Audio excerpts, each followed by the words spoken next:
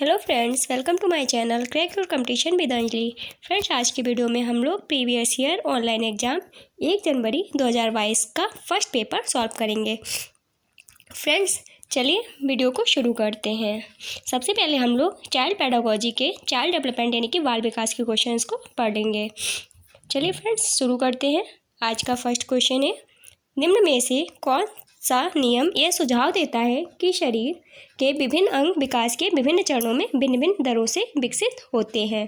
तो इसका right answer हो जाएगा ऑप्शन 4, विकास की दिशा अधोगामी एवं शीर्षगामी होती है। तो ये 4th वाला आंसर इसका सही हो जाएगा। नेक्स्ट क्वेश्चन है, निम्न में से कौन सा कथन सही है? बच्चों का विकास एक सामाजिक सांस्कृतिक परिप्रेक्ष्य में होता है। इसका यह आंसर आपका सही हो जाएगा। बचपन वह अवधि है जिसे 10 भिन्न अवस्थाओं में बांटा जा सकता है, ये गलत हो जाएगा। बच्चों की सोच सामाजिक अंतःक्रिया से प्रभावित नहीं हो जाती, ये भी रॉन्ग है। बच्चों का विकास केवल आनुवंशिकता पर आधारित होता है, ये क्वेश्चन भी गलत है। तो इसका राइट आंसर हो जाएगा ऑप्शन 1। नेक्स्ट क्वेश्चन है, आनुवंशिक विन्यास के पूर्व निर्धारित रूप से प्रकट होने की क्रिया डैश कहलाती है? तो इसका राइट आंसर हो जाएगा परिपक्वता, ऑप्शन 4। आनुवंशिक विन्यास के पूर्व निर्धारित रूप से प्रकट होने की क्रिया क्या कहलाती है? परिपक्वता कहलाती है। नेक्स्ट क्वेश्चन है, डैश सामाजिकरण का प्राथमिक और डैश सामाजिकरण का द्वितीयक कारक है? तो इसका राइट आंसर हो जाएगा ऑप्शन 1, परिवार विद्यालय। परिवार सामाजिकरण का प्राथमिक और विद्यालय सामाजिकरण का द्वितीयक कारक है। नेक्स्ट क्वेश्चन है, लॉरेंस कोहलबर्ग के अनुसार 7-8 वर्षीय बच्चों में नैतिक निर्णय लेने का आधार क्या है? तो इसका राइट आंसर हो जाएगा ऑप्शन 3, दंड और आज्ञा पालन। लॉरेंस कोहलबर्ग के अनुसार 7-8 वर्षीय बच्चों में नैतिक निर्णय लेने का आधार क्या है? दंड और आज्ञा पालन।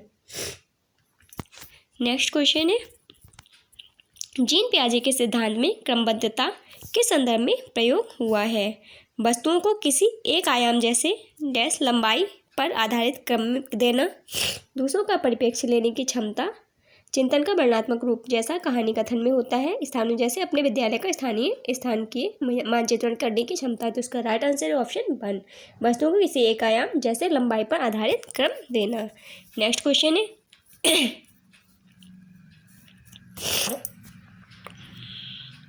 पंचवर्षीय नसीमा को यह लगता है कि चिकनी मिट्टी के गोले को यदि दबाकर एक सांप के रूप में परिवर्तित करें तो चिकनी मिट्टी बढ़ जाती है। जीन पियाजे के अनुसार उसकी इस सोच के पीछे कौन सा तर्क है? तो उसका राइट आंसर हो जाएगा ऑप्शन 2, केंद्रीयता। नेक्स्ट क्वेश्चन है, लेव वाइगोत्स्की के अनुसार के संज्ञानात्मक विकास का सिद्धांत डैश पर आधारित है? तो इसका राइट आंसर हो जाएगा ऑप्शन 1, सामाजिक संरचना। लेव वाइगोत्स्की के संज्ञानात्मक विकास का सिद्धांत किस पर आधारित है? सामाजिक संरचना पर आधारित है। नेक्स्ट है, लेव वाइगोत्स्की ने बच्चे के स्वयं से संवाद करने की क्रिया के लिए किस शब्द का प्रयोग किया है? तो इसका राइट आंसर हो जाएगा ऑप्शन 1, निजी संवाद। लेव वाइगोत्स्की ने बच्चे के स्वयं से संवाद करने की क्रिया के लिए निजी शब्द संवाद का प्रयोग किया है। नेक्स्ट क्वेश्चन है, एक प्रगतिशील कक्षा की निम्न में से कौन सी विशेषता है? सहयोगितापूर्ण अधिगम। इसका राइट आंसर हो जाएगा ऑप्शन 3, सहयोगितापूर्ण अधिगम। एक बच्चे में दूसरे की नीयत और इच्छाओं को समझने की योग्यता है, यह बुद्धि के किस स्वरूप को दर्शाती है? तो इसका राइट आंसर है ऑप्शन 2, अंतर्वैयक्तिक बुद्धि। नेक्स्ट क्वेश्चन है, राष्ट्रीय शिक्षा नीति 2020 में निम्न में से कौन सा कथन प्रस्तावित है? अपनी मातृभाषा में शिक्षित होना शैक्षिक और प्रौद्योगिक उन्नति में बाधक है। विद्यालय को बच्चों को अंग्रेजी भाषा की प्रथम भाषा के रूप में सीखने और बोलने के लिए प्रोत्साहित करना चाहिए। बाल विद्यार्थियों के लिए बहुभाषी होने के लिए उच्च संज्ञानात्मक लाभ है। द्विभाषीय उपागम विद्यार्थियों में उलझन पैदा करती है तथा सीखने में बाधा डालता है। तो उसका राइट आंसर है ऑप्शन 3, बाल विद्यार्थियों के लिए बहुभाषी होने के उच्चतम संज्ञानात्मक लाभ हैं। नेक्स्ट क्वेश्चन है, जेंडर भूमिकाएं डैश हैं? अधिग्रहित व्यवहार, जन्मजात व्यवहार, जैविक संरचनाएं, आनुवंशिक निर्धारित। तो इसका राइट आंसर है ऑप्शन 1 अधिग्रहित व्यवहार। नेक्स्ट है सतत एवं समग्र मूल्यांकन का प्राथमिक उद्देश्य है। तो इसका राइट आंसर हो जाएगा ऑप्शन 2 छात्रों की समझ को आंकना और पाठ्यक्रम और शिक्षा शास्त्र को इसके अनुसार रूपांतरित करना। नेक्स्ट है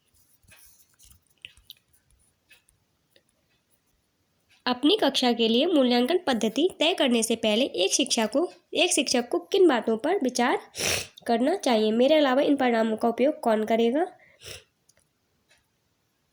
विशेष छात्रों के अधिगम वक्र का पता लगाने का सर्वोत्तम तरीका क्या है? कौन सा तरीका अध्यापिका को स्वयं के शिक्षा छात्रों पर चिंतन में मदद करेगा? कौन सी विधि छात्रों को उच्चतम अंक प्राप्त पाने में मदद करेगी? तो इसका राइट आंसर हो जाएगा दूसरा और तीसरा। इसके चारों के चारों ऑप्शन फ्रेंड्स गलत हैं। तो इसका राइट आंसर आप याद कर लीजिए। विशेष छात्रों के अधिगम वक्र का पता लगाने का सर्वोत्तम तरीका क्या है और कौन सा तरीका अध्यापकों को स्वयं के शिक्षा छात्रों पर चिंतन करने में मदद करेगा? इसके ये दोनों आंसर सही हैं, दूसरा और तीसरा। इसका आंसर इसमें ऑप्शन गलत दिया हुआ है। नेक्स्ट है समावेशी शिक्षा से अभिप्राय है।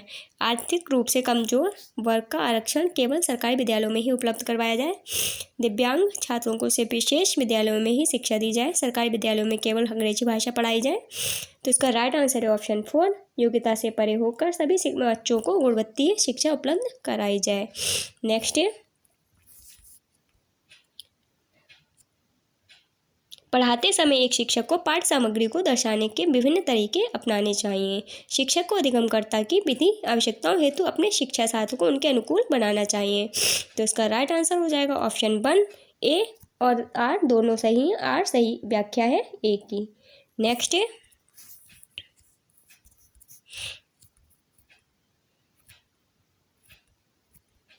एक बच्ची लिखाई में निरंतर कठिनाई का सामना करती है। उसे अक्षर बनाने और शब्दों के बीच अंतराल करने में चुनौती महसूस होती है। यह लक्षण किस अधिगम कार्य की ओर इशारा करते हैं? तो इसका राइट आंसर हो जाएगा ऑप्शन 2 आलेख वैकल्य। नेक्स्ट है विद्यार्थियों में व्यक्तिगत विभिन्नताओं को पूरा करने के लिए एक शिक्षक को तो इसका राइट आंसर है ऑप्शन 1 मिनट।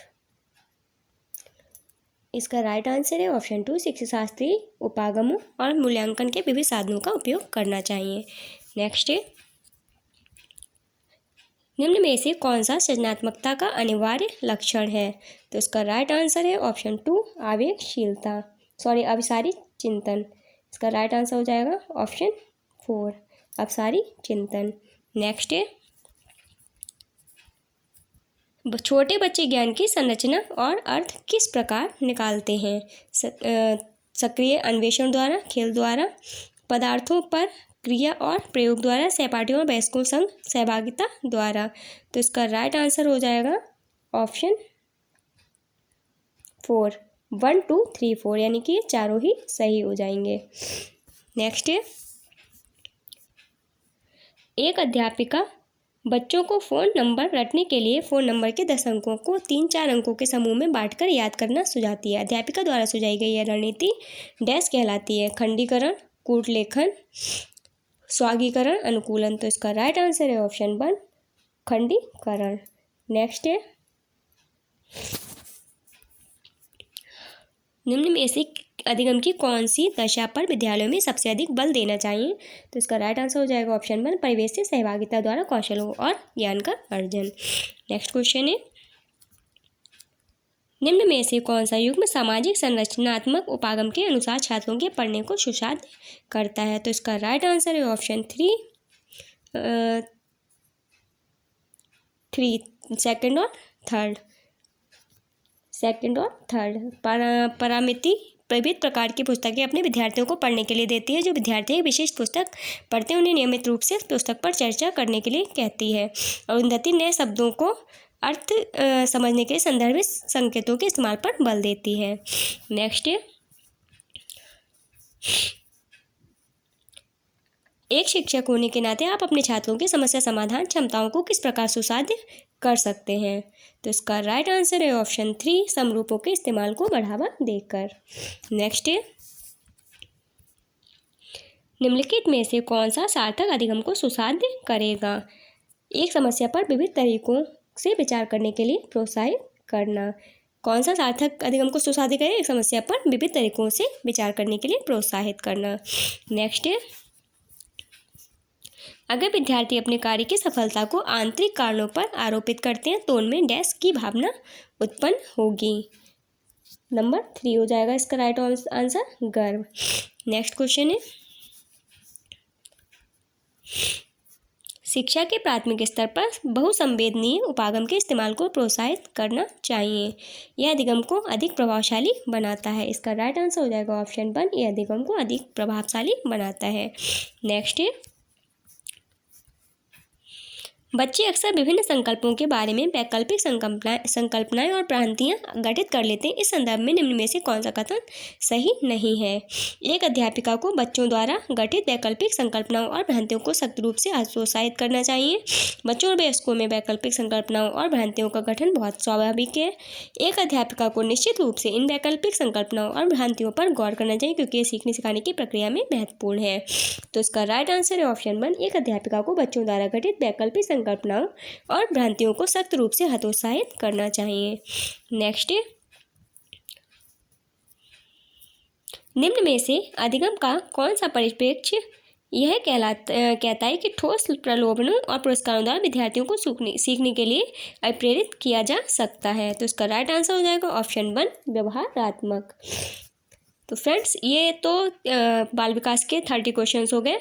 अब बात करते हैं मैथमेटिक्स के पेडागोजी की। इसका फर्स्ट क्वेश्चन है, नंबर 46 क्वेश्चन है, गणित के शिक्षक ने निम्नलिखित 4 प्रश्नों को सामने रखा, इनमें से कौन सा प्रश्न मुक्त उत्तर वाला प्रश्न है? यदि 2 संख्याओं का योग 15 है, उनमें से एक संख्या 7 है, दूसरी संख्या क्या होगी? यदि अनिल की आयु 7 वर्ष है, उसके पिताजी की आयु से 5 गुना है, तो पिताजी की आयु कितनी होगी? यदि 2 संख्याओं का योग 17 है, तो वे संख्याएं क्या हैं? 17 में क्या जोड़ा जाए कि उत्तर 23 हो जाए? तो इसका जो राइट आंसर है वो हो जाएगा ऑप्शन 3, यदि 2 संख्याओं का योग 17 है तो वे संख्याएं क्या है? यह क्या है? मुक्त उत्तर वाला प्रश्न है। नेक्स्ट क्वेश्चन है, कक्षा में स्थानीय मान की संकल्पना को विकसित करने के लिए अध्यापक ने निम्नलिखित पहेली का उपयोग किया। मैं 5 दहाई और 4 इकाई से छोटा हूँ, इस पहेली का उद्देश्य है। इसका राइट आंसर है ऑप्शन 4, आधार 10, बेस 10 और स्थानीय मान की संकल्पना को प्रबलित करना। नेक्स्ट क्वेश्चन है, निम्न में से कौन सा से प्राथमिक कक्षाओं में आकृतियां पढ़ाने के उद्देश्य है? दृश्यकरण, कौशल को विकसित करना, ज्यामितीय आकृतियों के नामों का स्मरण, दिक् स्थान संबंधी तर्क कौशल में वृद्धि करना। तो इसका राइट आंसर हो जाएगा ऑप्शन 2, ए और सी, दृश्यकरण और कौशल को विकसित करना, और इसका सी हो जाएगा दिक् स्थान संबंधी तर्क कौशल में वृद्धि करना। तो इसका ऑप्शन है सेकंड, ए और सी। नेक्स्ट है, दृष्टिबाधित विद्यार्थियों के लिए निम्नलिखित में से किसका प्रयोग गणित शिक्षण अधिगम के साधनों के रूप में किया जा सकता है? जियोबोर्ड, जियोजेब्रा, गिनतारा यानी अबेकस, ग्राफिक कैलकुलेटर, सही विकल्प चुनना है इसमें। तो इसका राइट आंसर हो जाएगा ऑप्शन 2, ए और सी। ए यानी कि जियोबोर्ड और सी गिनतारा, इन दोनों का जो प्रयोग गणित शिक्षण अधिगम के साधनों के रूप में किया जाता है दृष्टिबाधित विद्यार्थियों के लिए। नेक्स्ट है, ज्यामितीय आकृतियों के शिक्षण के दौरान समय शिक्षिका ऐतिहासिक स्थानों के भ्रमण की योजना पर विचार करती है, यह प्रतिबिंबित करता है। इसका राइट आंसर हो जाएगा ऑप्शन 3, आकृतियाँ किसी भी वास्तुशिल्प का अनिवार्य भाग हैं और इस प्रकार के भ्रमणों से गणित को कक्षा के पार ले जाने में प्रोत्साहन मिलता है। नेक्स्ट है, प्राथमिक कक्षा की गणित की अध्यापिका अपने छात्रों को निम्नलिखित प्रश्न करती है। रीना, श्याम और श्यामा एक दुकान पर एक बैग खरीदने के लिए जाती हैं। दुकान में मूल्य पर्चियों के साथ बहुत सारे बैग हैं। वे बहुत सारी मूल्य पर्चियों को देखकर चकरा जाती हैं। क्या आप मूल्य पर्चियों को या तो आरोही क्रम में या अवरोही क्रम में लगाकर उनकी सहायता कर सकते हैं? 4732, 2364, 1934, 3475, 2937, 3004। तो इसका राइट आंसर हो जाएगा ऑप्शन 2। इसमें ऑप्शन दिए हुए हैं, 1 मिनट रुकिए। तो इसका राइट आंसर है ऑप्शन 2। क्या हो जाएगा? Option 1 minute. दिए गए संदर्भ में निम्नलिखित में से कौन सा कथन सही है? प्रश्न के उपयोग से केवल आरोही में अवरोही क्रम की अवधारणाएं सुदृढ़ हो सकती हैं। शिक्षिका का प्रश्न उपयोग संख्याओं की तुलना के पार जाने तथा आंकड़ों का प्रबंधन व छटाई की संकल्पनाओं के परिचय के लिए कर सकती है। यह गणित का प्रश्न नहीं है क्योंकि यह संख्याओं पर मूल संक्रियाओं को सम्मिलित नहीं करता है। शिक्षिका को कक्षा में संदर्भात्मक प्रश्नों को लाने से बचना चाहिए। तो इसका राइट आंसर ऑप्शन 2 हो जाएगा। शिक्षिका प्रश्न का उपयोग संख्याओं की तुलना के पार जाने तथा आंकड़ों का प्रबंधन व छटाई की संकल्पनाओं के परिचय के लिए कर सकती है। नेक्स्ट क्वेश्चन है, राष्ट्रीय पाठ्यचर्या रूपरेखा 2005 के अनुसार निम्नलिखित में से कौन सा गणित की कक्षा के दृष्टिकोण को निरूपित करता है? तो इसका राइट आंसर ऑप्शन 4। छात्र कक्षा में अर्थपूर्ण प्रश्नों को प्रस्तुत एवं हल कर रहे हैं। नेक्स्ट है,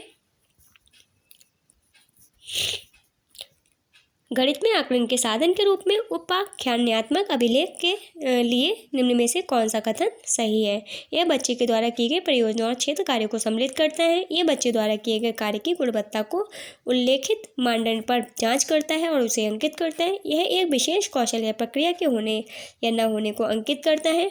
दिन प्रतिदिन के आधार पर यह बच्चे की प्रगति को लिखित रूप में समावेशित करता है और अवलोकनात्मक वृत्तांत अभिलेख रिकॉर्ड करता है। तो इसका राइट आंसर हो जाएगा ऑप्शन 4। नेक्स्ट क्वेश्चन है,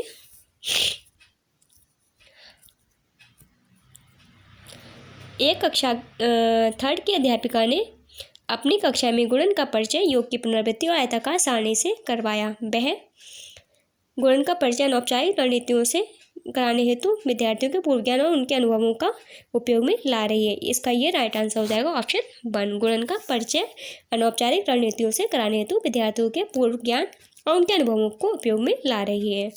नेक्स्ट क्वेश्चन है,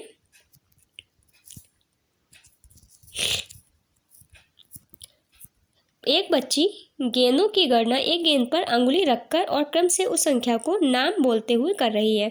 उसने कुछ गेंदों की 2 बार गणना की। इस बच्ची में पूर्व संख्या की किस अवधारणा को अभी और मजबूत करना है?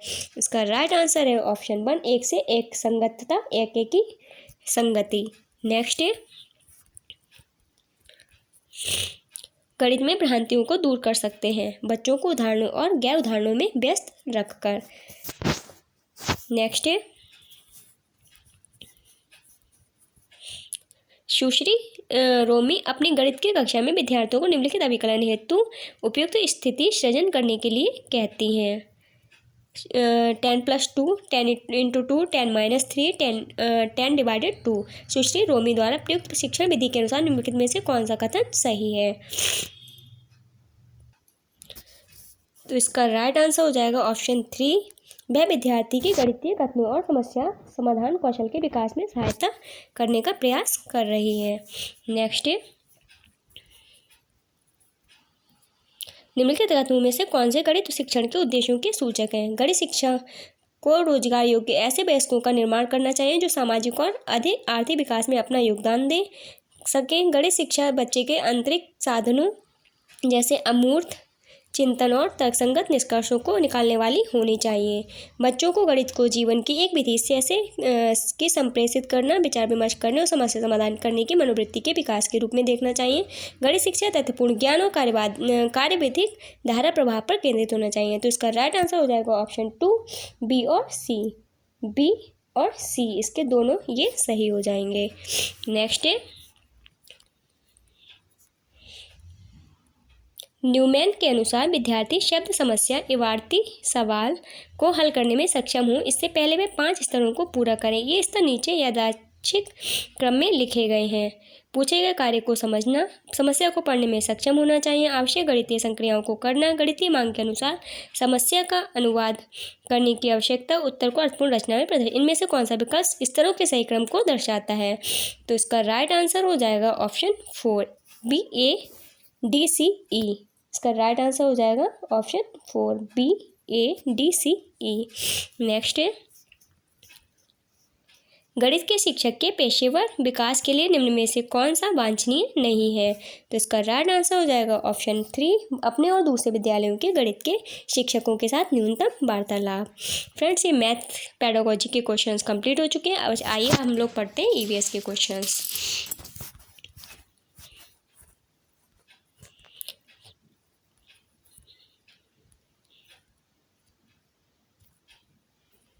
One minute. फर्स्ट क्वेश्चन है इसका, स्लॉथ के विषय में निम्नलिखित में से सही कथन चुनिए।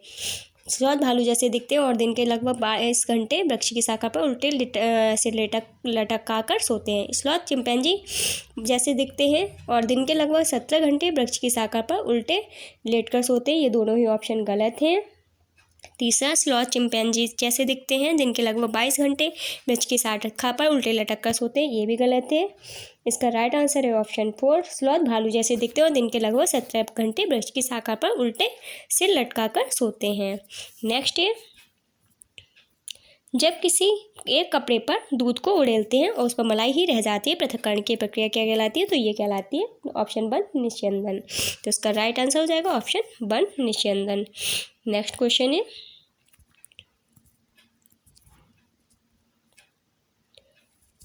ये मैथ्स का क्वेश्चन है फ्रेंड्स, इसमें दिया हुआ है, आगे पढ़ते हैं हम लोग। 3 राज्यों का वह समूह जिनके किसी किनारे पर बंगाल की खाड़ी कौन सा है? 3 राज्यों का वह समूह जिनके किसी किनारे पर बंगाल की खाड़ी है, वह कौन सा है? तो इसका राइट आंसर है ऑप्शन 3, उड़ीसा, आंध्र प्रदेश और तमिलनाडु। उड़ीसा, आंध्र प्रदेश और तमिलनाडु वह 3 राज्यों का समूह है जिनके किसी किनारे पर बंगाल की खाड़ी है। नेक्स्ट क्वेश्चन है, मान लीजिए आप मध्य प्रदेश में हैं, इस राज्य के सापेक्ष किस दिशा में हमारे देश का सर्वाधिक घने जंगल है? तो इसका राइट आंसर हो जाएगा ऑप्शन 2, उत्तर पूर्व, उत्तर पूर्व में। नेक्स्ट है, माउंट एवरेस्ट की चोटी की ऊंचाई है? तो इसका राइट आंसर हो जाएगा यहाँ पर 8,850 मीटर। फ्रेंड्स, मैं आपको बता दूं कि वैसे तो माउंट एवरेस्ट की जो चोटी की ऊंचाई है वो है 8,848.86 मीटर। ठीक है, कितनी है? 8,848.86 मीटर है। यदि आपको ऑप्शन में 8,848 या फिर 8,848.86 मिलता है तो आप इसको राइट आंसर करेंगे। चूँकि यहाँ पे 8,848 नहीं है तो यहाँ पर आप इसके आंसर में सेकंड नंबर लगा सकते हैं, इसमें आपको पूरा नंबर मिलेगा। तो चलिए फ्रेंड्स, आगे बढ़ते हैं। टूटता तारा होता है? इसका राइट आंसर है ऑप्शन 1, उल्का। टूटता तारा क्या होता है? उल्का पिंड होता है। नेक्स्ट है, खेजड़ी वृक्ष के बारे में नीचे दिए गए कथनों पर विचार कीजिए। यह वृक्ष मुख्यतः रेगिस्तान क्षेत्रों में पाया जाता है। ये सही है आपका। इसे उगने के लिए अधिक जल की आवश्यकता नहीं होती, बिल्कुल सही है। यह वृक्ष अपने तने से जल संचित करता है जिसका उपयोग आवश्यकता पड़ने पर किया जा सकता है, गलत है ये। इस वृक्ष की छाल का उपयोग दवाइयों के बनाने में होता तथा इसकी लकड़ी पर कीटों का प्रभाव नहीं पड़ता, ये बिल्कुल सही है। इस वृक्ष में बहुत कम पत्ते होते हैं, ये भी गलत है। तो इसका राइट आंसर हो जाएगा ऑप्शन 1, A, B और D। नेक्स्ट क्वेश्चन है, किसी छात्र द्वारा नीचे दिए गए कथन पर विचार कीजिए। मैं जिस क्षेत्र में आया हूँ वहाँ बारिश बहुत कम होती है, गर्मी बहुत पड़ती है। हमारे घर मिट्टी के बने होते हैं। घरों की दीवारें बहुत मोटी होती हैं और इन्हें मिट्टी से ही पोतकर सुंदर किया जाता है। घरों की छतें कंटीली झाड़ियों से बनाई होती हैं। यह छात्र निम्नलिखित में से किस राज्य से आया हुआ है? तो इसका राइट आंसर हो जाएगा ऑप्शन 3, राजस्थान से। नेक्स्ट है, किसी सभा में अपना परिचय देते समय किसी एक छात्र के कथन पर विचार कीजिए। मैं जिस जगह से आया हूँ वहाँ के अधिकतर लोग सरसों के तेल में बनी पकी मछली खाना पसंद करते हैं। यह छात्र किस जगह से आया हो सकता है?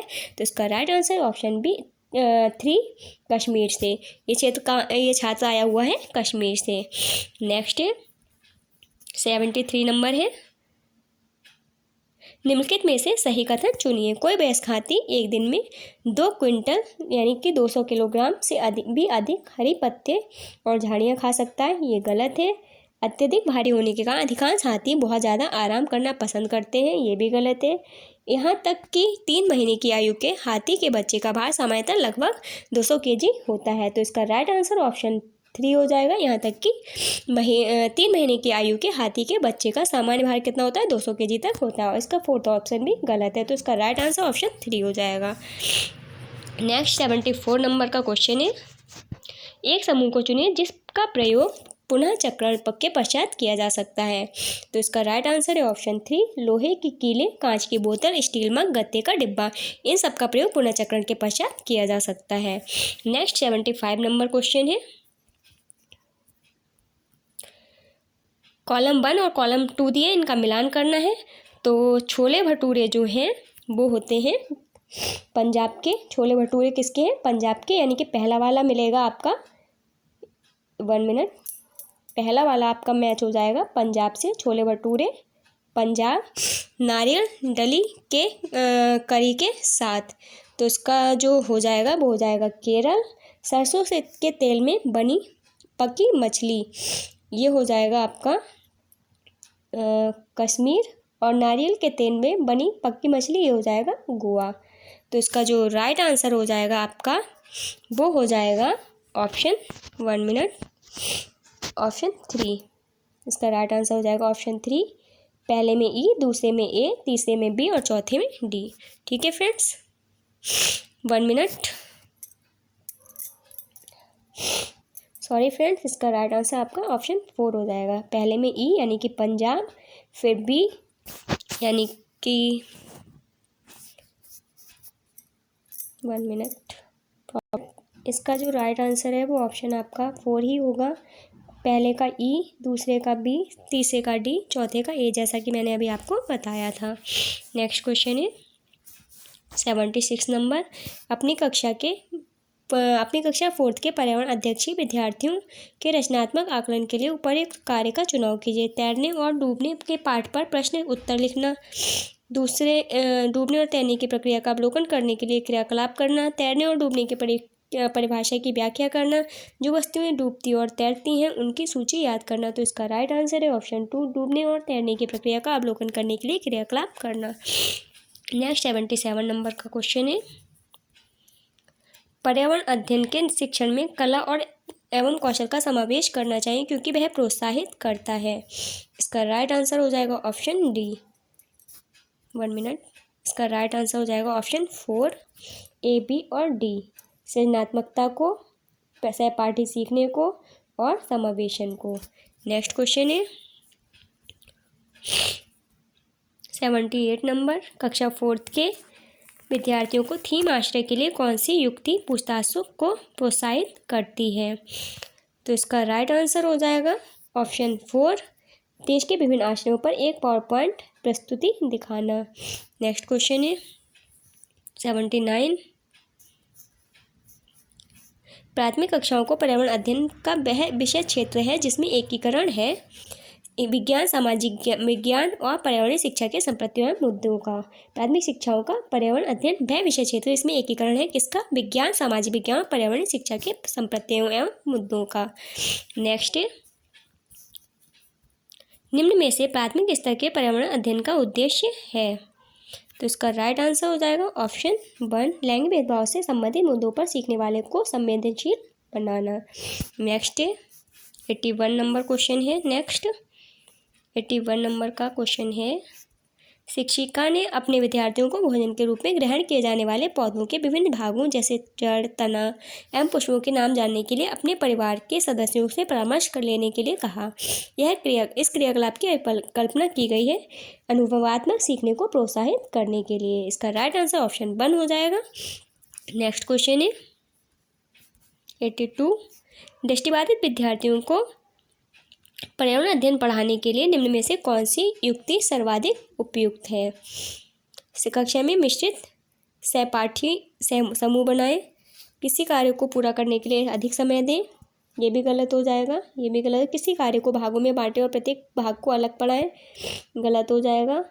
स्पर्शी शिक्षण अधिगम का अधिक प्रयोग करें, ये आपका सही हो जाएगा। नेक्स्ट क्वेश्चन है 83 नंबर, पर्यावरण अध्ययन की शिक्षण करते हुए पाठ का वह उपयुक्त स्तर जिस विद्यार्थियों को आकलन किया जाना चाहिए वह है शिक्षण अधिगम के दौरान। पर्यावरण अध्ययन का शिक्षण करते हुए पाठ का वह उपयुक्त स्तर जिस पर विद्यार्थियों का आकलन किया जाना चाहिए वो क्या है, शिक्षण अधिगम के दौरान। नेक्स्ट क्वेश्चन है 84 नंबर, आपके अपने विद्यार्थियों के पर्यावरण अध्ययन परियोजना का आकलन करना है और उन्हें एक शीघ्र पुनर्निर्देशन देना है। आप आकलन के किस साधन का चुनाव करेंगे? तो इसका राइट आंसर हो जाएगा ऑप्शन 3 जांच सूची का। नेक्स्ट है पर्यावरण अध्ययन में सीखने का आकलन करने का उद्देश्य है कि, तो इसका राइट आंसर ऑप्शन 1 शिक्षक विद्यार्थियों को उपलब्धियों के विषय में जानकारी एकत्र करें। शिक्षक विद्यार्थियों की उपलब्धियों के विषय में जानकारी एकत्र करें। नेक्स्ट है 86 नंबर, नई शिक्षा नीति 2020 के अनुसार प्राथमिक कक्षाओं में कक्षा 1 से 5th के लिए निम्न में से क्या स्तर होगा? आरंभिक स्तर, मध्य स्तर, बुनियादी स्तर। तो इसका राइट आंसर है ऑप्शन 3 ए और सी, आरंभिक स्तर और बुनियादी स्तर। नेक्स्ट है 87 नंबर, प्राथमिक स्तर पर निम्न में से क्या प्रक्रिया कौशल नहीं है? मानचित्र करना, क्रियाशील परिवर्तनों को परिभाषित करना, परिकल्पना की जांच करना, तथ्यों को अनुस्मरण करना। तो इसका राइट आंसर ऑप्शन 3 हो जाएगा, परिकल्पना की जांच करना। ये क्या है? प्राथमिक स्तर पर प्रक्रिया कौशल नहीं है। नेक्स्ट क्वेश्चन है 88, थीम परिवार तथा मित्र में से निम्न में से कौन सा उप थीम है?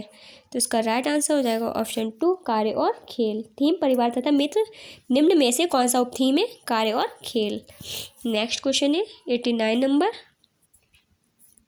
निम्न में से कौन सा एक अपसारी प्रश्न है जो पर्यावरण अध्ययन की शिक्षिका अपनी छात्राओं की सृजनात्मक क्षमता को प्रोत्साहन करने के लिए पूछेगी? इसका राइट आंसर हो जाएगा ऑप्शन 2 दिल्ली जैसे शहरों में वायु प्रदूषण को कम करने के लिए आप क्या कदम उठाएंगे? नेक्स्ट क्वेश्चन है 90 नंबर, विद्यार्थियों द्वारा पर्यावरण अध्ययन के सीखने को गत्यात्मक, समग्र तथा अनुभवात्मक प्रकृति का उत्तम आकलन किया जा सकता है। तो इसका राइट आंसर हो जाएगा ऑप्शन 3 विश्वसनीय आकलन युक्तियों द्वारा। विद्यार्थियों द्वारा पर्यावरण अध्ययन के सीखने का गत्यात्मक, समग्र, अनुभवात्मक प्रकृति का उत्तम आकलन कैसे किया जा सकता है? विश्वसनीय आकलन युक्तियों द्वारा। तो फ्रेंड्स ये आपकी ईवीएस कंप्लीट हो चुकी है। अब हम लोग हिंदी का जो दिया हुआ है उसको पढ़ लेते हैं। नीचे दिए गए गद्यांश को पढ़कर पूछे गए प्रश्नों के सबसे उपयुक्त उत्तर वाले विकल्प को चुनिए। पहले हम लोग गद्यांश को पढ़ लेते हैं। मानव इतिहास में हजारों साल तक शून्य का कहीं अता पता नहीं था। शून्य की अवधारणा भी आ भी गई, तब भी काफ़ी समय तक मानव ने इसे संख्या नहीं समझा। यह बात तो तय है कि शून्य प्रकृति प्रदत्त नहीं है, हमें शून्य का आविष्कार अपनी सुविधा के लिए किया है। मनुष्यों ने शून्य की अवधारणा को न केवल समझा है बल्कि उसकी सहायता से कई स्वचालित उपकरणों का आविष्कार भी कर लिया है। शून्य एक ही समय में एक अमूर्त विचार और एक वास्तविकता है और यह सीखना सबसे मुश्किल है कि शून्य एक से छोटा है। सबसे पहले भारत ने कुछ भी नहीं को दर्शाने के लिए शून्य को एक स्वतंत्र संख्या के रूप में मान्यता दी। अगर हम शून्य को 1, 2 और 3 जैसी संख्याओं की तरह मूर्त चीज़ों से संबद्ध कर पाते तो शायद शून्य को समझना बहुत आसान हो जाता। चलिए इस पैराग्राफ से रिलेटेड जो भी क्वेश्चन हैं उनको पढ़ते हैं। फर्स्ट क्वेश्चन है शून्य के बारे में कौन सा वाक्य सही है? तो इसका राइट आंसर हो जाएगा ऑप्शन 2। शून्य मानव जनित आविष्कार है, शून्य को मानव द्वारा बनाया गया है। नेक्स्ट क्वेश्चन है संख्याओं के संदर्भ में कौन सी अवधारणा समझानी सबसे कठिन है? शून्य सबसे बड़ी संख्या है, शून्य एक से बड़ा है। तो इसका राइट आंसर हो जाएगा ऑप्शन 3 शून्य 1 से छोटा है। इसका राइट आंसर ऑप्शन 3 हो जाएगा। 93 नंबर का क्वेश्चन पढ़ते हैं। निम्न में से किसने पहले शून्य को संख्या के रूप में मान्यता दी? तो इसका राइट आंसर हो जाएगा ऑप्शन 3 भारत ने शून्य को संख्या के रूप में सबसे पहले मान्यता दी है। नेक्स्ट क्वेश्चन है 94 नंबर, शून्य एक ही समय में एक अमूर्त विचार और एक वास्तविकता है का आशय है। तो इसका राइट आंसर ऑप्शन 1 यह दिखाई नहीं देता परंतु इसका अस्तित्व है। नेक्स्ट क्वेश्चन है शून्य की अवधारणा आने पर भी मनुष्य ने इसे बहुत समय तक संख्या क्यों नहीं समझा होगा? तो इसका राइट आंसर हो जाएगा ऑप्शन 1 मूर्त चीज़ों से शून्य की संबद्धता ना होना। मूर्त चीज़ों से शून्य की संबद्धता ना होना इसका मेन रीजन रहा था। नेक्स्ट क्वेश्चन है 96 नंबर, किस शब्द में अव उपसर्ग का प्रयोग नहीं हुआ है? अवधारणा, अवधि, अवनीति, अवकाश। तो इसका राइट आंसर है ऑप्शन 2 अवधि। अवधि में अव उपसर्ग का प्रयोग नहीं हुआ है। नेक्स्ट क्वेश्चन है 97 नंबर, इतिहास में किस प्रत्यय का प्रयोग किया जा सकता है? तो इसका राइट आंसर हो जाएगा ऑप्शन 3 सॉरी इसका राइट आंसर हो जाएगा ऑप्शन 2 एक। क्या हो जाएगा? एक नहीं होगा, सॉरी फ्रेंड्स, यहाँ पे गलत दिया हुआ है आंसर, इत हो जाएगा, इतिहास। ठीक है।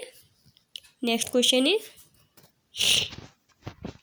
वैज्ञानिक में मूल शब्द है वैज्ञान, विज्ञानी, ज्ञान, विज्ञान। तो इसका राइट आंसर ऑप्शन 4 विज्ञान। वैज्ञानिक में मूल शब्द क्या है? विज्ञान है।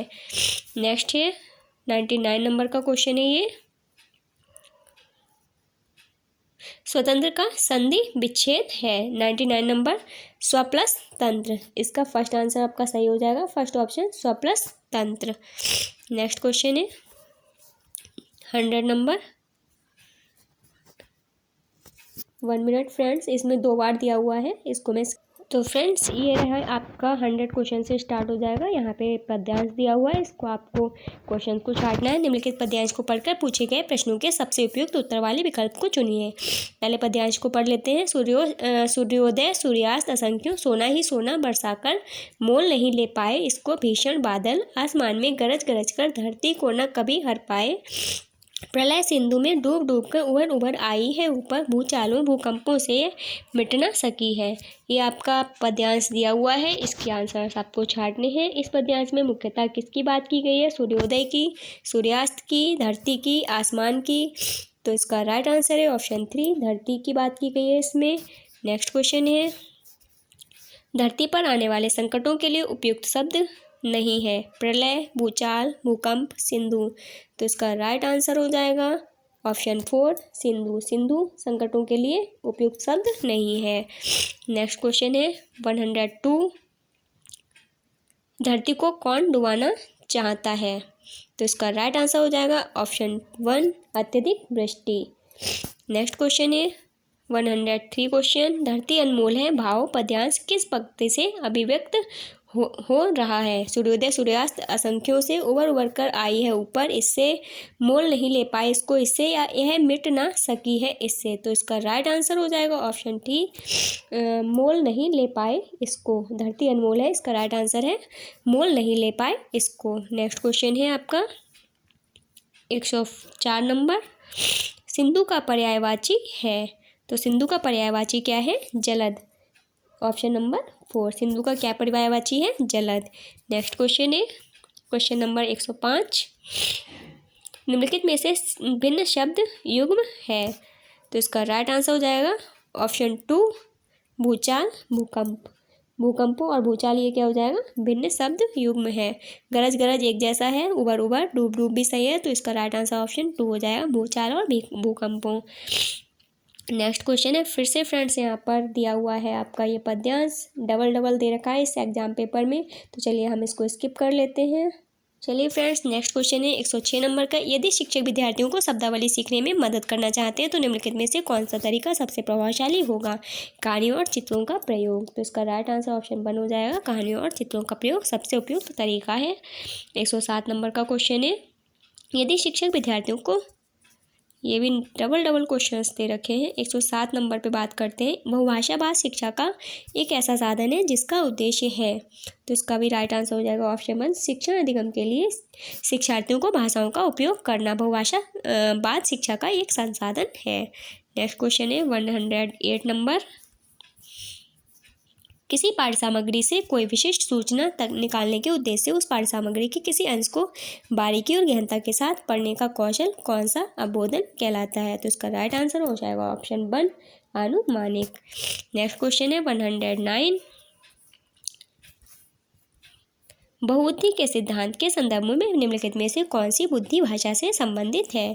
तो इसका राइट आंसर है ऑप्शन 2 भाषाई मौखिक बुद्धि। भाषाई मौखिक बुद्धि बहुबुद्धि के सिद्धांत के संदर्भ में बुद्धि भाषा से संबंधित है। नेक्स्ट क्वेश्चन है 110 नंबर,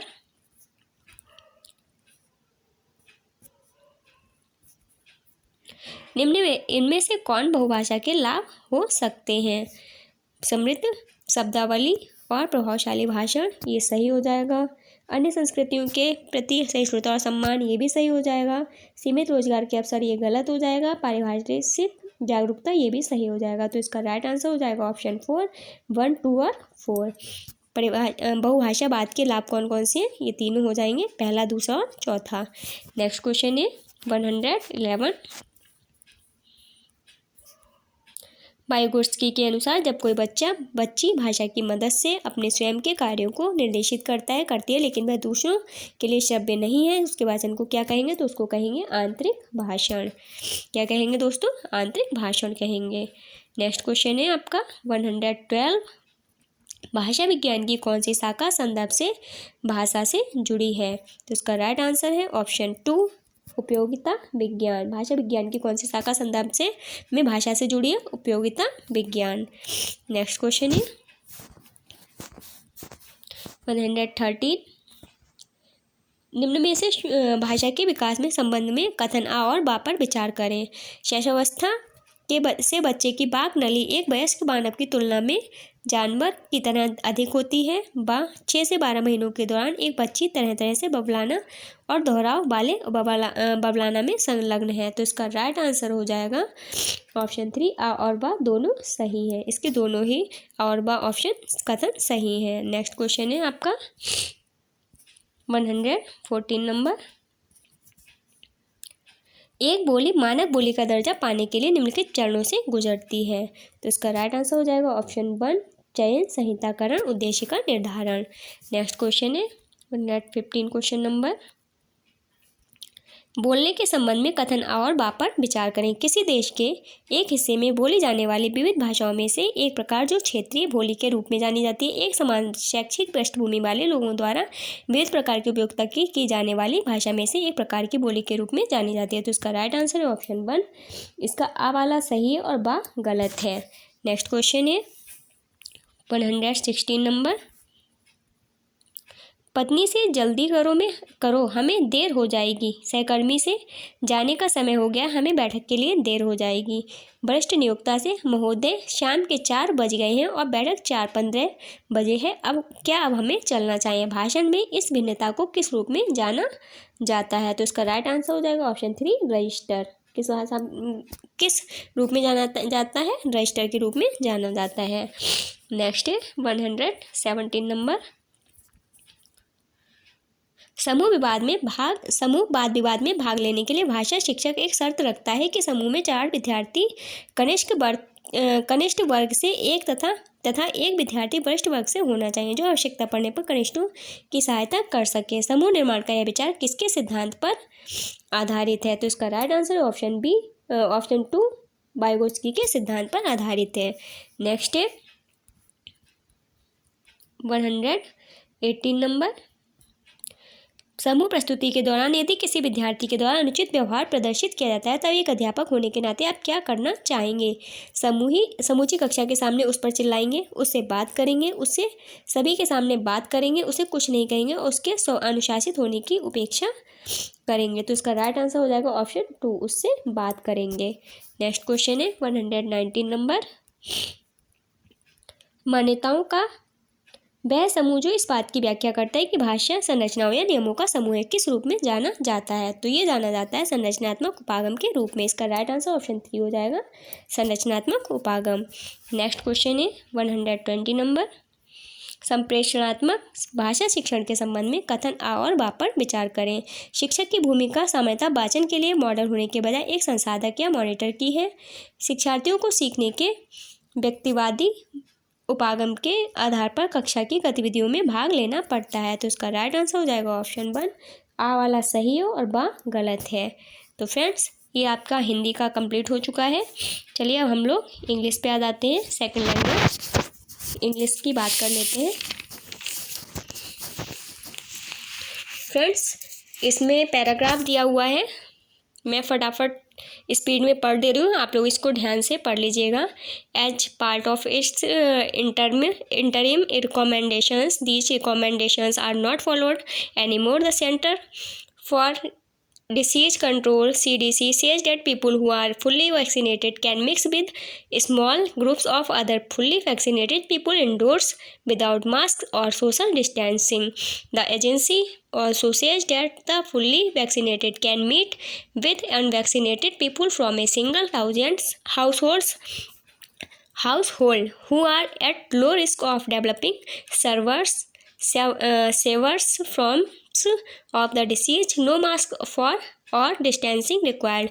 फ्रेंड्स, इस पैराग्राफ को आप लोग पढ़ लीजिएगा। मैं आपको क्वेश्चंस करवा दे रही हूँ, वरना वीडियो बहुत लंबी हो जाएगी। चलिए फ्रेंड्स, हम लोग क्वेश्चंस को कर लेते हैं। आप इसको पढ़ लीजिएगा पैराग्राफ को। फर्स्ट क्वेश्चन है, pick the correct option to justify why one should get vaccinated. Assertion, इसका पहला जो कथन है वो दे रखा है, recommendations given below in paragraph 1 are not followed any more by the people across the globe.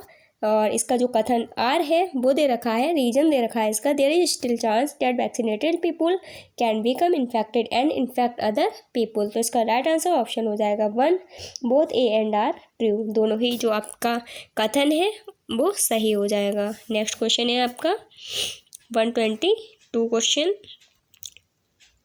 Which of the following words is similar in the meaning to the word predict as used in the passage para 6?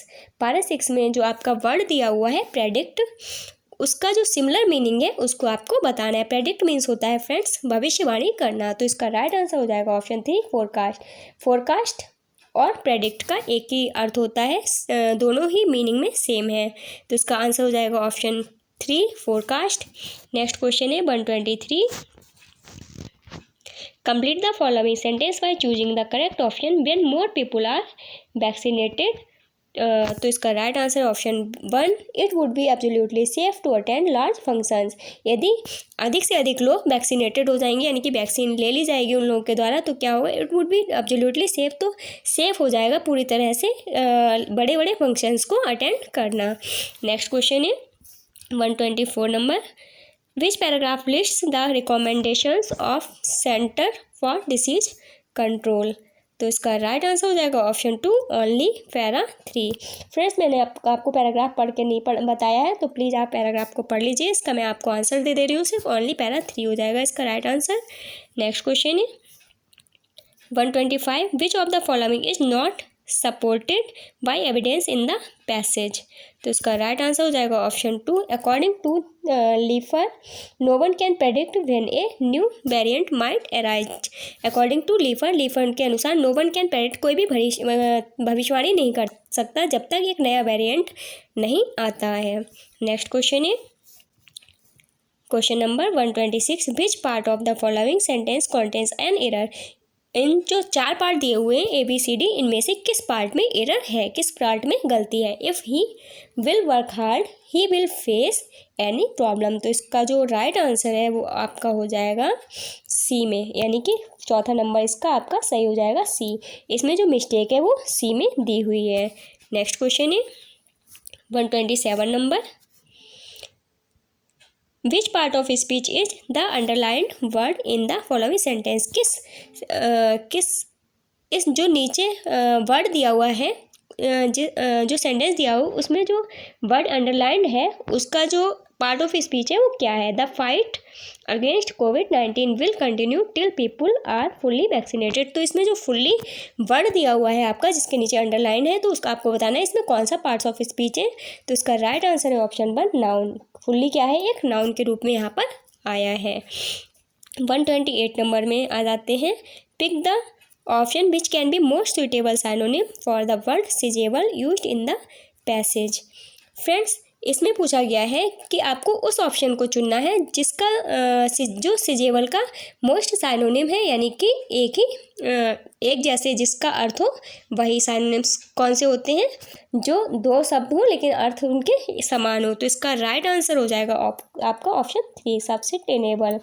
Friends, जो आपका सिजेबल है उसका जो answer होता है वो बड़े आकार का, यानी कि पर्याप्त या संतोषजनक होता है, और सस्टेनेबल का भी सब्सटेंशियल का भी यही अर्थ होता है। तो इसका राइट आंसर ऑप्शन 3 हो जाएगा।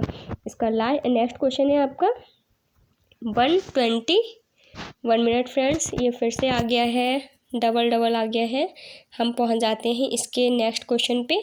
1 मिनट रुकिए, मैं स्किप कर देती हूँ। फ्रेंड्स, अब हम लोग आ गए हैं 129 पेज नंबर क्वेश्चन नंबर पे। तो इसमें भी आपका पैराग्राफ दिया हुआ है, इसको आप पढ़ लीजिएगा वरना वीडियो बहुत लंबी हो जाएगी। आगे हम लोग इसके क्वेश्चंस को पढ़ लेते हैं। यदि आपको क्वेश्चन पैराग्राफ को पढ़ने में कोई भी प्रॉब्लम आ रही हो तो प्लीज़ आप कमेंट करके बता दीजिएगा, तो मैं आपको नेक्स्ट वीडियो में पैराग्राफ भी पढ़ के बता दूंगी। ठीक है फ्रेंड्स, चलिए क्वेश्चन पढ़ लेते हैं। Which part of the following sentence contains an error? I know he will straightaway reject my proposal. तो इसका जो राइट आंसर हो जाएगा ऑप्शन 2 हो जाएगा, ऑप्शन 2 यानी कि बी। इसका जो ही विल वाला ऑप्शन है इसमें एरर दिया हुआ है। नेक्स्ट क्वेश्चन है, pick the option which has almost the exact opposite meaning of the word forward used in the text. इसमें उस ऑप्शन को चुनना है जिसका जो अपोजिट है, फॉरवर्ड का जो अपोजिट वर्ड है, फॉरवर्ड का मतलब जो विलोम शब्द है उसको आपको चुनना है। तो इसका राइट आंसर हो जाएगा ऑप्शन 3 प्रोहिबिट। फॉरवर्ड मीन्स होता है मना करना, इसका जो आपका अपोजिट हो जाएगा वो हो जाएगा प्रोहिबिट। नेक्स्ट क्वेश्चन है 131, which of the following is not true according to the passage. तो इसका राइट आंसर है option 4 we have to accommodate our liberty to others liberty. Friends, ये जो है अकोमोडेट मीन्स होता है समायोजित करना। ठीक है फ्रेंड्स, इसका मैं आपको अर्थ बता दे रही हूँ, आप पैराग्राफ को पढ़ लीजिएगा। इसका जो 4th आंसर है वो आपका सही हो जाएगा, we have to accommodate for our liberty to others liberty. Next question है 132 number, what does the author mean by we have a whole kingdom? Choose the option that best answers this question. तो इसका right answer हो जाएगा option 4 area of personal choice curtailed by social order. इसका 4 answer आपका सही हो जाएगा। Next question है 133, pick the option that includes the best closest meaning of the word conscious as used in the para 3 of the passage. Para 3 में conscious नाम का एक वर्ड दिया हुआ है, उसका साइनोनिम्स यानी कि क्लोजेस्ट मीनिंग बताना है। क्लोजेस्ट का जो क्या बोलते हैं कॉन्शियस का जो क्लोजेस्ट मीनिंग हो जाएगा वो हो जाएगा सेंसिटिव। कॉन्शियस का सेंसिटिव हो जाएगा आपका क्लोजेस्ट मीनिंग। ठीक है, नेक्स्ट क्वेश्चन है 134 number, what establishes the foundation of social conduct? Pick the appropriate option to answer the question। तो इसका ये कौन सा क्वेश्चन नंबर है? 134 नंबर है। तो इसका राइट आंसर हो जाएगा option 1 ensuring our rights are not infringed by others। Ensuring means होता है सुनिश्चित करना और इन्फ्रिंग्ड मीन्स होता है उल्लंघन करना। ठीक है, our rights are not infringed by others. इसका राइट आंसर ऑप्शन 1 हो जाएगा। नेक्स्ट क्वेश्चन है 135 number, pick the best option to complete the sentence a truly civilised person will respect and be considerate while interacting with others. तो इसका right answer हो जाएगा option 1 in large matter of even in small matter of conduct. 4 number इसका आंसर सही हो जाएगा। ए truly civilised person एक सभ्य व्यक्ति, एक सच्चा सभ्य व्यक्ति जो है विल रेस्पेक्ट करता है एंड बी कंसिडरेट करता है वाइल इंटरेक्टिंग विद अदर्स, दूसरों से बातचीत करें even in small matters of conduct, किसी भी छोटे छोटे मैटर में। नेक्स्ट क्वेश्चन है आपका 136 क्वेश्चन नंबर। 1 मिनट फ्रेंड्स, ये रहा हमारा 136 क्वेश्चन नंबर, एक्सप्लेनेटरी और इंफॉर्मेटिव डिस्कोर्स इज। तो इसका राइट आंसर हो जाएगा ऑप्शन 1 एक्सपोजिशन। एक्सप्लेनेटरी मीन्स होता है व्याख्यात्मक और इंफॉर्मेटिव मीन्स होता है सूचनात्मक। डिस्कोर्स मीन्स होता है प्रवचन। व्याख्यात्मक और सूचनात्मक प्रवचन क्या है? एक्सपोजिशन है, प्रदर्शनी है या प्रदर्शन है। नेक्स्ट है 137 number, deficiency in the ability to write associate with impaired hand writing is a symbol of. विकृत लिखावट से संबंधित लिखने की योग्यता में कमी किसका एक प्रतीक है? डिस्ग्राफिया, डिस्प्रेक्सिया, डिस्कैल्कुलिया या डिसलेक्सिया। तो इसका राइट आंसर हो जाएगा ऑप्शन 1 डिस्ग्राफिया से रिलेटेड है। नेक्स्ट है 138 number, the teacher has given steps of incomplete sentences to student. जो टीचर हैं वो इनकम्प्लीट सेंटेंसेस देते हैं स्टूडेंट्स के लिए। They have to join each incomplete sentence with its correct half. They have to join, उनको join करना होता है each incomplete sentence with its correct half. जो अलग से करेक्ट हाफ दिया हुआ होते हैं, अलग से आधे सही आंसर दिए होते हैं, उनको ज्वाइन करना होता है। What could be the objective of the teacher to conduct such activity in the class. तो जो टीचर है वो किस प्रकार की एक्टिविटी क्लास में करवाना चाहती है। To focus on correct syntax formation, इसका राइट आंसर ऑप्शन 1 हो जाएगा। To focus on correct syntax formation वो करवाना चाहती है। नेक्स्ट क्वेश्चन है आपका 139 question number. A teacher asks student to listening a recording to get the overall meaning of the passage is known as। तो इसका राइट आंसर है option 3, ए guest listening task. जो टीचर है वो इस बच्चों से कहती हैं, स्टूडेंट से कहती है to listen to a recording को सुनने के लिए, to get the overall meaning, और उस जितना भी वो सुनेंगे उसका जो मीनिंग है उसको पैसेज का निकालने के लिए कहती हैं। तो उसको कहा जाता है ए गेस्ट लिसनिंग टास्क। ठीक है, यानी कि सार बताने के लिए कहा जा रहा है बच्चों से। नेक्स्ट क्वेश्चन है 140। An activity that involves listening to a text, taking notes and reconstructing the text is called dictation, dictogloss, diction analysis या डिग्लोसिया। तो इसका राइट आंसर हो जाएगा ऑप्शन 3, डिक्शन एनालिसिस। जो एन एक्टिविटी, एक एक्टिविटी डेट जो involve की जाती है लिसनिंग, सुनने में, टू ए टेक्स्ट, एक टेक्स्ट को सुनना, टेकिंग नोट्स लेना, एंड रिकंस्ट्रक्टिंग द टेक्स्ट, और उस टेक्स्ट का पुनर्निर्माण करना क्या कहलाता है, डिक्शन एनालिसिस कहलाता है। नेक्स्ट क्वेश्चन है आपका 141 number. Human beings are born with the capacity to acquire language. This statement is related to। तो ये स्टेटमेंट रिलेटेड है आपका चॉम्स्की के द्वारा। चॉम्स्की का ये कथन है कि जो मनुष्य हैं वो पैदा होते हैं भाषा प्राप्त करने की क्षमता को लिए हुए। नेक्स्ट क्वेश्चन है आपका 142 question. The following not considered a part of सोशियोलिंग्विस्टिक्स।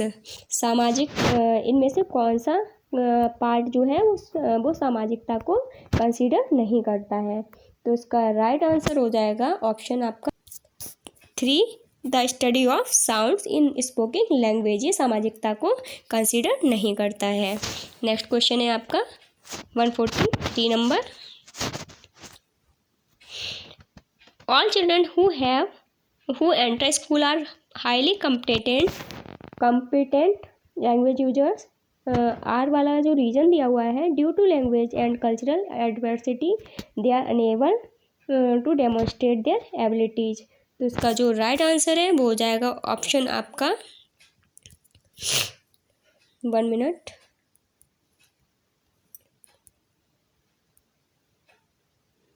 इसका हो जाएगा आपका दूसरा। Both A and R true R is not the correct explanation of A. जो ए और आर है कथन वो दोनों ही सही हैं, लेकिन जो आर इसका एक्सप्लेनेशन है वो गलत है। नेक्स्ट क्वेश्चन है आपका 144 नंबर। कॉलम ए और कॉलम बी को आपको मैच करना है। Filling in an immigration from. तो इसका राइट आंसर हो जाएगा आपका 144 का दूसरा, यानी कि पहले का आपका ए का हो जाएगा आपका पहला, filling an immigration from, focusing an accuracy. B का हो जाएगा आपका तीसरा, giving a presentation at the business meeting. तो इसका हो जाएगा आपका तीसरा, फोकसिंग ऑन एक्यूरेसी। फोकसिंग और जो आपका तीसरा सी नंबर है वो हो जाएगा calling out for help in an emergency. तो इसका हो जाएगा आपका second number, focusing on fluency. और talking to friends in a party, इसका हो जाएगा आपका चौथा, फोकसिंग ऑन फ्लुएंसी। फ्रेंड्स, इसका जो अर्थ होता है फोकसिंग ऑन एक्यूरेसी का वो होता है सटीकता पर ध्यान केंद्रित करना, और फोकसिंग ऑन फ्लुएंसी का जो अर्थ होता है वो होता है प्रभाव पर ध्यान केंद्रित करना। नेक्स्ट क्वेश्चन है आपका 145 number. Which of the following is an appropriate activity for teaching language skills. निम्न में से कौन सी एक्टिविटी टीचिंग लैंग्वेज स्किल्स, जो भाषा शिक्षण कौशल है उसके लिए सबसे अच्छी एक्टिविटी है reciting poems, role play of drama in class, organise debate competition या फिर ऑर्गेनाइज स्पीच कंपटीशन। तो इसका राइट आंसर है option 2 role play of drama in class. Next question है आपका 146 नंबर, what is the best practice for developing creative writing. तो इसका राइट आंसर हो जाएगा option 2 non formal writing. Non formal writing जो है अनौपचारिक यानी कि व्यक्तिगत जो पत्र है वो एक बेस्ट प्रैक्टिस है फॉर डेवलपिंग क्रिएटिव राइटिंग के लिए। नेक्स्ट क्वेश्चन है 147 number, which one of the following language is included in the 18th schedule of constitution. कौन सी भाषा निम्न में से कौन सी एक भाषा संविधान की 8वीं अनुसूची में शामिल है। तो इसका राइट आंसर हो जाएगा ऑप्शन 3 बोडो भाषा। इनमें से जो बोडो भाषा है वो संविधान की 8वीं अनुसूची में शामिल है। बोडो कौन सी भाषा है, ये असम की एक आधिकारिक भाषाओं में से एक है।